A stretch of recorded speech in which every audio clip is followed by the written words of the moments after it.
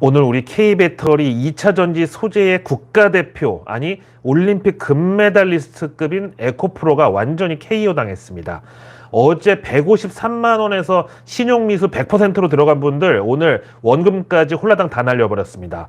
그 다음에 배터리 아저씨의 친정인 금양, 여기는 개장과 동시에 팍 꼬꾸라졌다가 갑자기 2분 만에 드라마틱하게 기사회생하면서 V자 반등 나오니까 이제부터 보복 랠리다 이러면서 올라탄 분들, 아까 거의 하한가 직전까지 추락하는데도 하다가 손절도 못하고 그대로 몰려버렸어. 참 어제 마침 그 박순혁 팬클럽 그분들 시위하는 걸 보고 왔는데 이분들 오늘 속이 좀 쓰리시겠어요. 그래도 뭐 배터리 아저씨 지지하는 모임까지 만드실 정도면 이미 뭐 엄청 큰 수익을 보셨을 걸로 생각을 하고요. 그나저나 그 배터리 아저씨 박순혁님 뭐 저보다 2살 많으시니까 형님이라고 할게요. 뭐 누님은 아니잖아요. 하여튼 괜히 이번 일로 뭐 다칠 일이 생기거나 하지 않을까 좀 걱정이 됩니다 또. 그리고 자꾸 저보고 뭐 비관론자니 뭐 너는 뭐 떨어지기만을 고사 지내느니 그런 소리 하는 분들이 있는데, 아니 제가 무슨 증권사 소속도 아니고 그렇다고 회원가입비 받아먹고 종목이나 선물 방향성 같은 거 추천하는 그런 마바라도 아니고, 또 그렇다고 투자자분들이 인버스 곧버스 매수할 때 제가 중간에 무슨 수수료를 먹는 것도 아닌데 왜 제가 증시가 잘못되길 바라겠어요. 무슨 이득이 나한테 있다고. 다만 저는 제 40평생 처음으로 제 이 런던 고라니 김희욱 유튜브 채널에서만큼은 자유의지에 따라서 발언하고 또 가급적 많은 주린이 분들을 위험자산 주식으로부터 보호하려고 사명을 다할 뿐입니다. 자, 오늘도 이렇게 평화로운, 아니 오늘도 더위 먹은 K증시 벌써 이틀째 거의 비이성의 향연이 계속되고 있습니다. 특히 에코프로하고 금양 앞에서 말씀드렸다시피 오늘도 완전히 그냥 춘향이 널뛰기 하듯 그 저리 가라의 변동성이 나왔는데, 눈치 빠른 분들은 잘 알아들으실 텐데 원래 증권가에서는 절대 떨어졌다라는 표현을 안 씁니다. 대신에 변동성이라고 하죠. 그래서 증시 변동성이 어쩌고 그러면 그냥 떨어졌다는 얘기야. 하여튼 에코프로 그룹주, 그리고 2차전지 넘버2 포스코 그룹주, 여기도 어제에 이어서 이틀 연속으로 투매와 그놈의 변동성에 하루 종일 시달렸습니다. 그리고 생각해보니까 널뛰기라는 표현도 사치야 보니까. 그나마 그 널뛰기는 어제 정도가 널뛰기고 오늘은 너를 팍 뛰어서 올라갔는데 내려올 때 보니까 세면 바닥이야. 누가 너를 치워버리고 없어. 그래서 땅바닥에 그냥 패대기 쳐진 거죠. 그나마 2차전지 넘버3 LS그룹주는 선방을 했는데요. 그 이유는 뭐 뻔하잖아요. 왜겠어요. 그나마 그동안 덜 올랐으니까. 그리고 심지어 LS 그 그룹주 중에서 주당 가격이 제일 싼 LS 네트워크스는 어제에 이어서 오늘 이틀째 또 상한가를 갔습니다. 그저께 3,000원, 어제 4,000원, 그리고 오늘 5,980원까지 올라갔습니다. 이거는 또 왜냐? 왜겠어요. 아직도 2차 전지 없어서 소외감 쩌는 분들이 에코프로나 포스코 같은 거는 주당 가격이 비싸니까 그 좀 쫄리잖아요. 그래서 LS 그룹주 중에서 제일 싼 거 찾아보다가 3,000원짜리가 있네, 4,000원짜리가 있네 이러다가 에라이 그래 담배 한 갑 한 잔 안 먹은 셈 치고 싼 맛에 한번 사보자 이렇게 여기를 쏠린 거죠. 그래서 아직도 이 더위 먹은 투심이 정신을 못 차리고 있다 이 소리예요. 그 와중에 오늘 삼성전자는 모처럼 2.5% 가까이 급등 나왔고, 이틀 만에 그 정말 수치 플레이 육구전자에서 벗어나면서 7만 원대 위로 오늘 훌쩍 뛰어 올랐습니다. 이거는 일단 오늘 새벽에 그 뉴욕 증시 마감 후에 실적 발표한 메타 플랫폼즈, 구 페이스북 여기 실적이 호조를 나타낸 데서 비롯됐고요. 뭐 그렇다고 실적이 뭐 뻑적지근하게 막 좋았냐 하면 그것도 아니고 그냥 주당 순이익 예상치 2달러 91센트를 넘어선 2달러 98센트.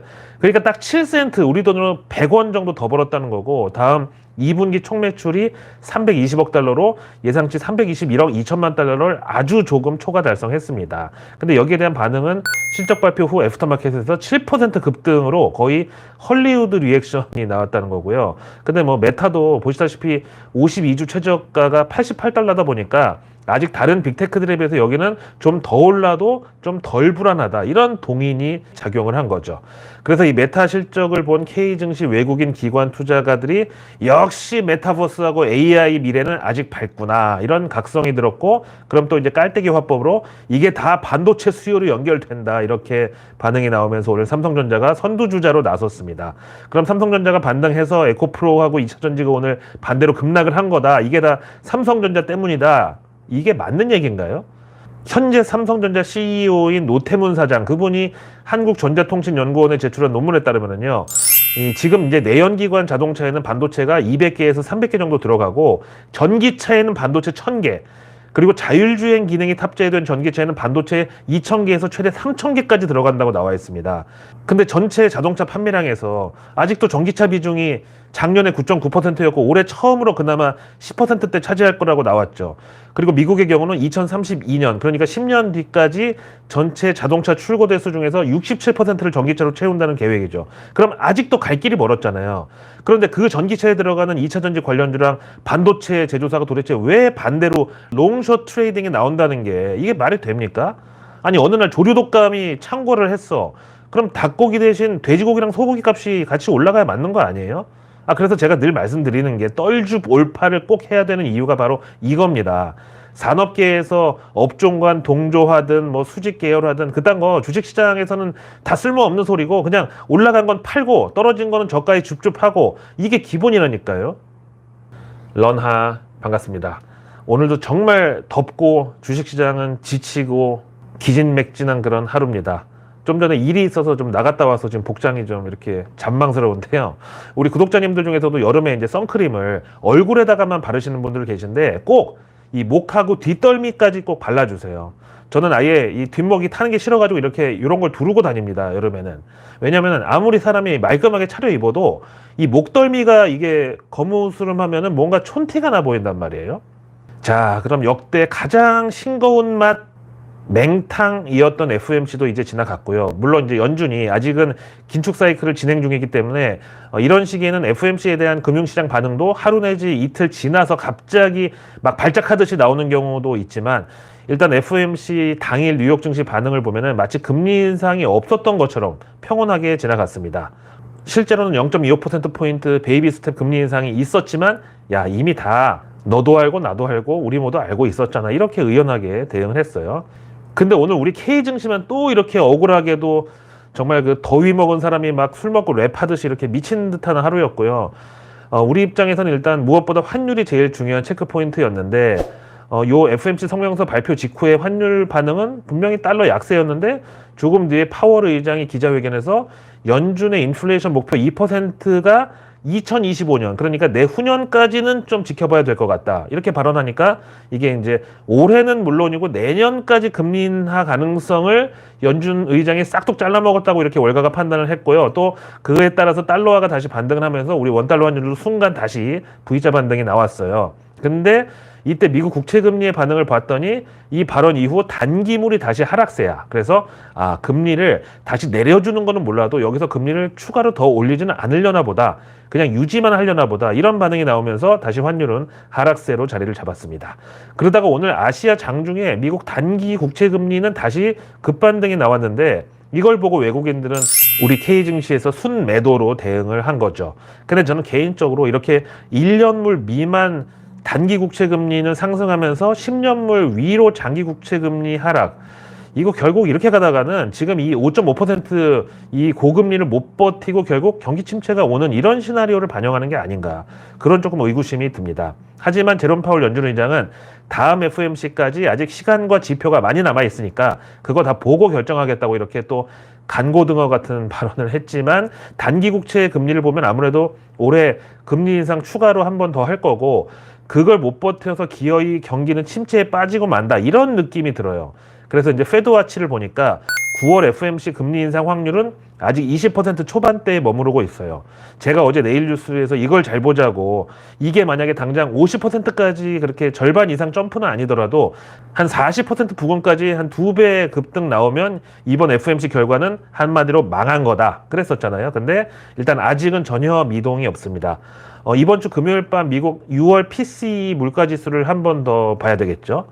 자, 이날 골드만삭스의 수석 이코노미스트 얀 헤지우스는 이번 7월 FOMC 성명서에는 향후 금리 인상 경로에 대한 언급이 없었지만 다 필요 없고 다음번 9월 FOMC에서는 연준이 한 번 더 금리 동결이다. 물론 그 이후에는 알 수가 없지만 일단 연말까지는 잘해야 금리 인상 딱 한 번 더 추가될 수 있다. 대신에 뭐 그거는 연말 가서 봐야 되겠지만 아무튼 9월 FOMC는 무조건 동결이다. 이렇게 거의 확신을 내비쳤습니다. 다음 웰스파고는 이번 FOMC는 점도표 발표가 없는 달이었는데 지난 6월 FOMC 성명서를 놓고서 비교했을 때 성장이 완만하다. 이 표현은 그대로 유지가 됐다. 그래서 지난 6월 당시 점도표상 2023년 그러니까 올 연말 금리가 5.625%로 표시된 거를 이번에 재적용을 한다면은 연말까지 역시 한 번 정도의 추가 금리 인상이 있을 수 있다고 이렇게 해석했습니다.